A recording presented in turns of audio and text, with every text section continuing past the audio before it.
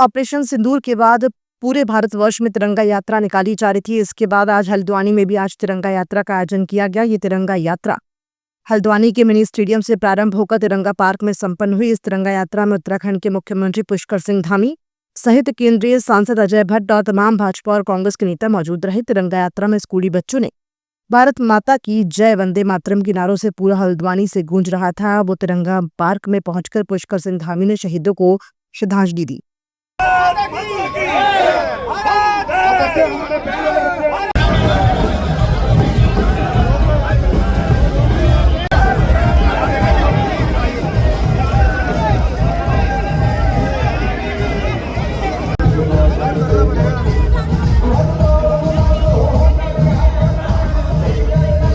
आदरणीय प्रधानमंत्री श्री नरेंद्र मोदी जी के नेतृत्व में हमारी सेनाओं ने इस शौर्य, पराक्रम और सटीक रणनीति से पाकिस्तान के अंदर जो आतंकवाद पोषित हो रहा था, जिन्होंने पहलगाम में हमारे निर्दोष और निहत्थे पर्यटकों की नृशंस हत्या की थी, उनके 9 पाक स्थित 9 आतंकवादी ठिकानों को पूरी तरह से नेस्तनाबूद कर दिया।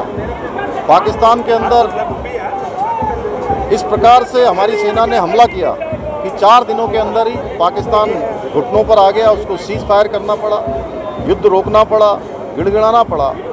हम इस बहादुरी के लिए, स्पष्ट नेतृत्व के लिए, दूरदर्शी नेतृत्व के लिए, मजबूत नेतृत्व के लिए जहां आदरणीय प्रधानमंत्री जी का धन्यवाद करते हैं, वहीं हम सेनाओं का, जिन्होंने शौर्य, पराक्रम और साहस का परिचय दिया, उनका अभिनंदन करते हैं। देवभूमि उत्तराखंड है और देवभूमि के हर घर से कोई सेना में है, कोई अर्धसैनिक बलों में, और तिरंगा शौर्य सम्मान यात्रा में देहरादून हो, चाहे हल्द्वानी हो, टनकपुर हो या कोई स्थान हो हमारा, जहां भी आज सैनिकों के सम्मान में यात्रा निकल रही है, जनसैलाब सड़कों पर आ रहा है। इस बात का प्रमाण है कि पूरा देश सैनिकों के साथ है, पूरा देश एकजुट है।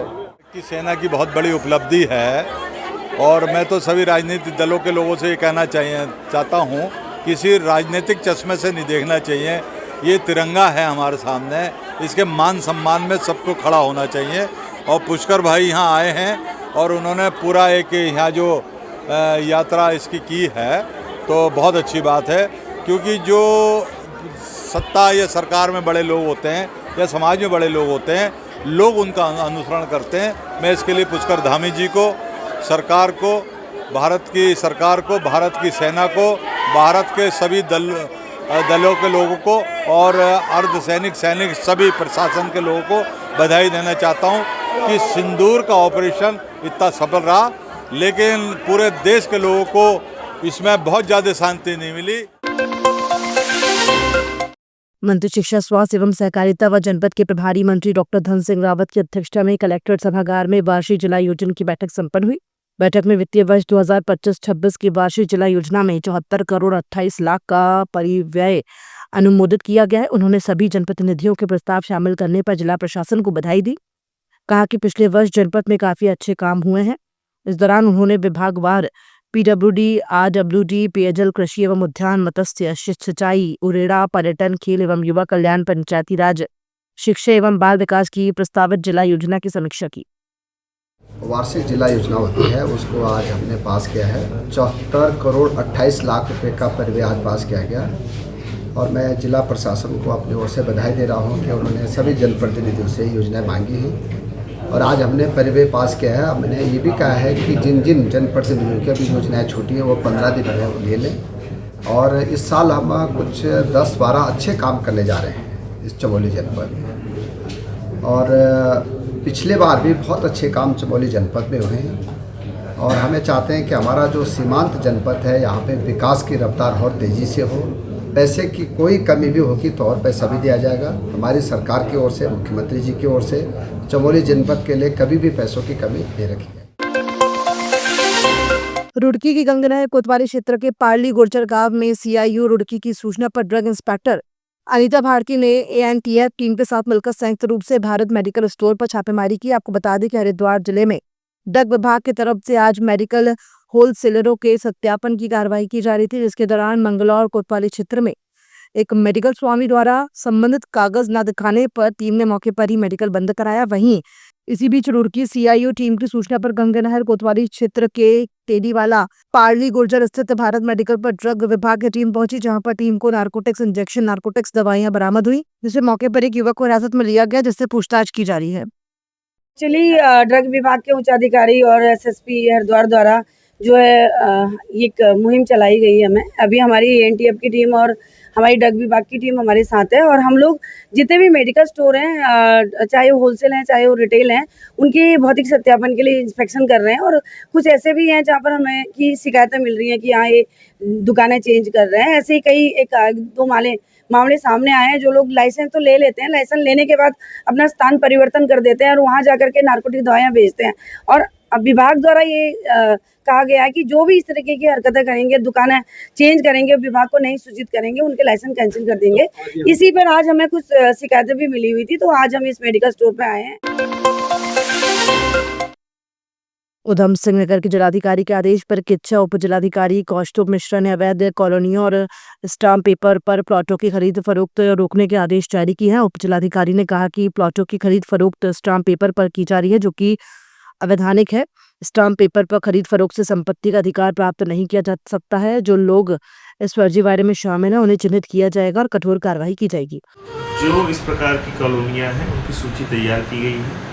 निश्चित तौर से उसको रिपोर्ट भी प्रेषित की जा रही है और शीघ्र ही उस पर जिलाधिकारी महोदय के जो निर्देश प्राप्त हैं कि उनकी क्रय विक्रय को रुकवाने संबंधी उनके ऊपर कार्रवाई करने भी प्रारंभ की जाएगी। और जहाँ तक स्टाम्प का विषय है, स्टाम्प पे किसी भी प्रकार की खरीद बिक्री न तो वैधानिक रूप से अनुमन्य है और न ही इस प्रकार से कोई भी संपत्ति का अधिकार प्राप्त किया जा सकता है। जो लोग भी इस तरीके के फर्जीवाड़े में इन्वॉल्व हैं, उनको चिन्हित किया जाएगा। ऐसी भी सूचनाएं जानकारी जांच में प्राप्त हो रही है कि कुछ लोगों के द्वारा जानबूझकर एक गिरोह बनाकर इस तरीके की कार्रवाई की इच्छा में संपादित की जा रही है। निश्चित तौर से उन्हें चिन्हित किया जाएगा, उनके खिलाफ कठोर से कठोर कार्रवाई की जाएगी। प्रदेश भर में मौसम लगातार बदल रहा है। कहीं तेज हवाएं चलने के साथ हल्की बूंदाबांदी हो रही है, तो कहीं गर्मी अपने तेवर दिखा रही है। मौसम विज्ञान केंद्र से मिली जानकारी के अनुसार बीती शाम से तापमान में हल्की गिरावट आई है। 17 मई तक प्रदेश में हल्की बारिश का सिलसिला जारी रह सकता है। रविवार 18 मई से मौसम साफ रहेगा, लेकिन 19 मई के बाद से फिर प्रदेश भर में बारिश के आसार बन रहे हैं। मौसम विज्ञान केंद्र के निदेशक विक्रम सिंह ने चारधाम यात्रा के लिए आने वाले श्रद्धालुओं को बारिश के दौरान नदी नालों और गदेरों से दूर रहने की सलाह दी है। जो घूमने आए विजिटर्स हैं, तो उनको ये चाहिए कि भाई गाड़ गदेरों के आसपास जो है वो ना रहें, क्योंकि हो सकता है कि कुछ डिस्टेंस पे एकदम तेज़ बारिश गिर रही हो और उसी वजह से जल स्तर उसमें बढ़ सकता है। तो वो चीज़ को अवॉइड करना है कि ऐसी जगहों में खड़े ना हो कि जहाँ पे कि जल स्तर बढ़ सकता है या नदी नालों से वो दूर रहें। तो मैं समझता फिर और कोई दिक्कत उसमें आवागमन में नहीं है। तो यही प्रिकॉशन आपको लेनी पड़ेगी। आज भी इसी तरह की एक्टिविटी, कल भी आप देखेंगे तो कल भी एक्टिविटी करीब करीब ऐसी है।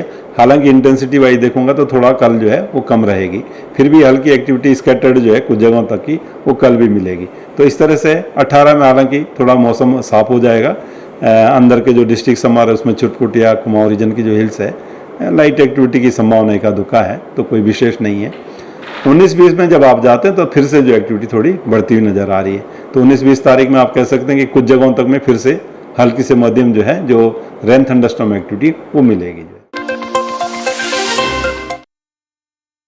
ऋषिकेश एम्स में तैनात डॉक्टर तंजीम अकरम के खिलाफ पुलिस ने मुकदमा दर्ज कर लिया है। विश्व हिंदू परिषद के जिला अध्यक्ष राजेंद्र पांडे की तहरीर पर मुकदमा दर्ज किया गया है। डॉक्टर तंजीम अकरम पर पहलगाम में धर्म पूछकर हिंदुओं की हत्या से खुश होकर मिठाई बांटने का आरोप है। पुलिस ने मामले में जांच और अग्रिम कार्यवाही शुरू कर दी है। बता दें कि डॉक्टर तंजीम अकरम के खिलाफ कुछ दिन पहले हिंदू संगठनों ने एम्स के गेट पर नारेबाजी करते हुए प्रदर्शन किया था और एम्स प्रशासन से डॉक्टर तंजीम अकरम को बर्खास्त करने की मांग की थी। उस दौरान विश्व हिंदू परिषद और बजरंग दल के सदस्यों ने डॉक्टर पर जल्दी कार्रवाई नहीं होने पर उग्र आंदोलन करने की चेतावनी भी दी थी। मामले में विश्व हिंदू परिषद के जिला अध्यक्ष राजेंद्र पांडे, बजरंग दल के विभाग संयोजक नरेश उनियाल, पुरुषोत्तम कुठारी, अजय व्यास, चंडी प्रसाद भट्ट और ऋषि नौटियाल ने मिलकर पुलिस को कार्रवाई के लिए तहरीर भी लिखी।